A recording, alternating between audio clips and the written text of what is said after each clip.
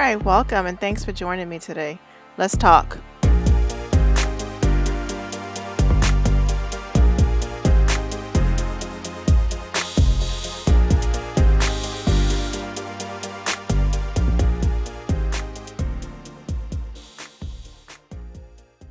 All right, so I have a friend. She's been married about 10 years now, and she says that she finds herself not as connected to her husband, and they don't really have a lot of alone time. She feels even guilty if she tries to have alone time or, carve time out for her and her spouse. And my easy response to that is, you got a date.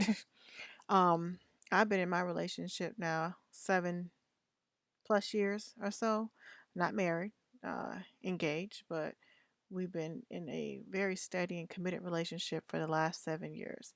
Um, and I told her how important it is for me personally. My personality is, um, some people heart grow fonder when they're away from their spouse or their significant other. Um, Mine's is out of sight, out of mind. So it's very important for me and the type of person I am to see that person, to be engaged, to have daily conversations, um, and to spend time, quality time. I'm very clear with quality time with each other.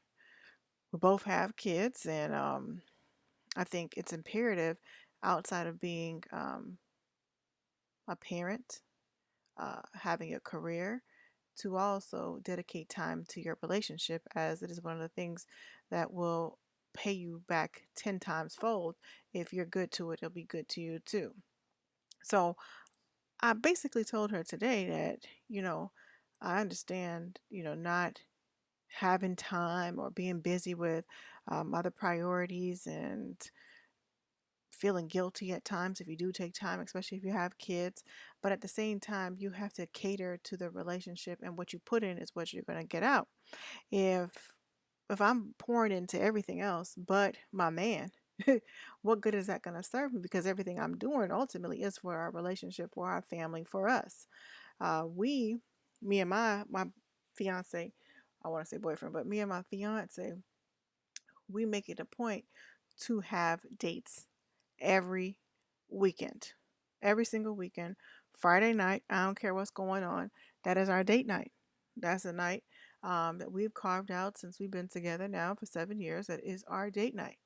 Now, we are in different circumstances where the date's not looking like going to dinner, going to movies, going to a comedy show, um, you know, you name it. It's a little different, but we still are creative in our dating.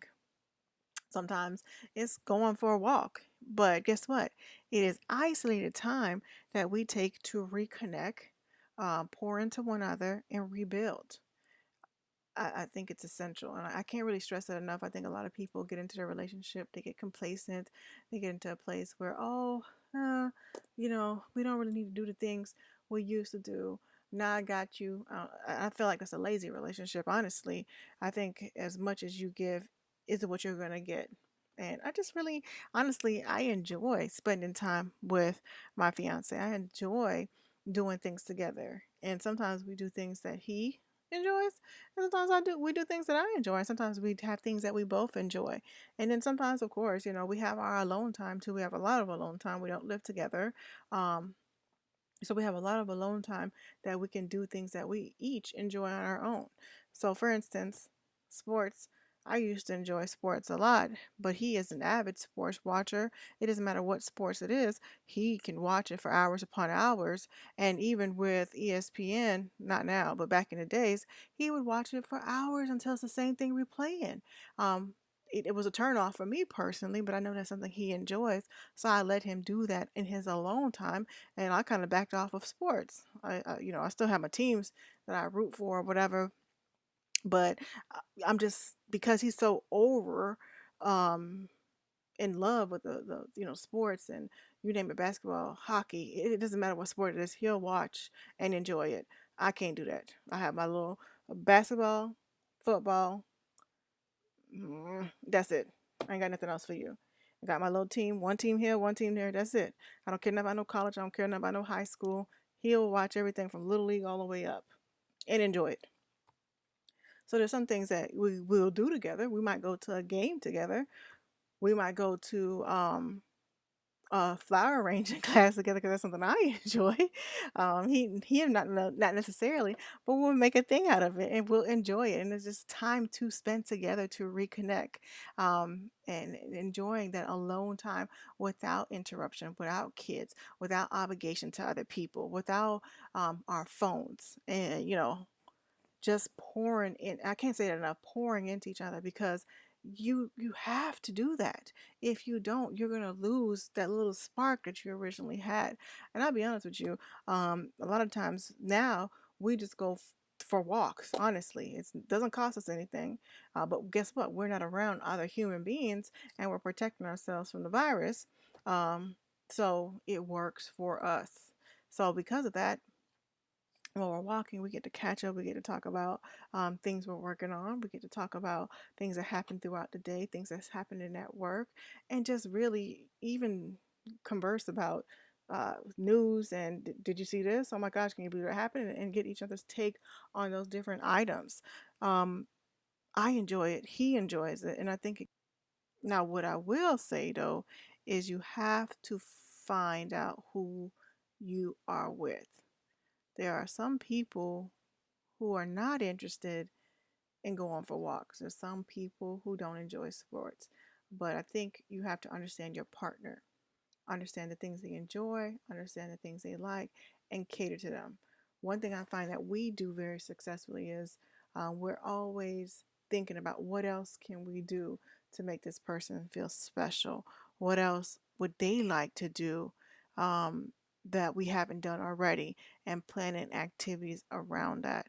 Um, you have to be considerate of who you're with. It can't always be me, me, me, and nothing about him, him, him. And it should be really we.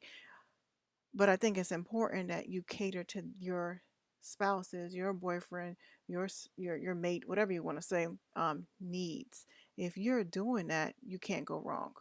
As much as you're giving, you will get back. And it's really loving up on the person you're with.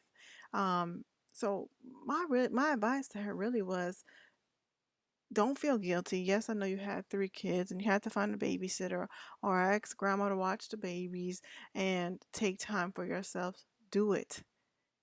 Guess what?